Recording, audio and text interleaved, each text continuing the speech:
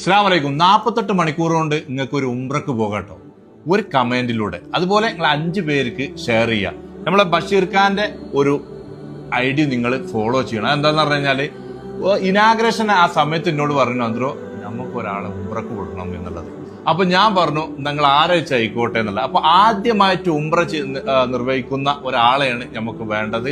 UAE നിന്നാണ് നമ്മൾ ഉംറക്ക് പറഞ്ഞയക്കുന്നത്. ഇൻഷാ അള്ളാ ഈ കാര്യങ്ങളെല്ലാം നിങ്ങൾ ഇതൊക്കെ ഫോളോ ചെയ്യുക. 48 മണിക്കൂറിനുള്ളിലാണ് അല്ലേ ബഷീർക്ക? അതെ, തീർച്ചയായിട്ടും. നമുക്കതിൽ ആകെ ശ്രദ്ധിക്കാനുള്ള കാര്യം, നമ്മൾ ഇനാഗ്രേഷൻ ടൈമിൽ നമ്മൾ പറഞ്ഞത് എന്തുകൊണ്ടാണ് വെച്ചാൽ ഒരു ഹയറായ കാര്യം റമദാനിൽ നടക്കട്ടെ എന്ന് വിചാരിച്ചിട്ടാണ്.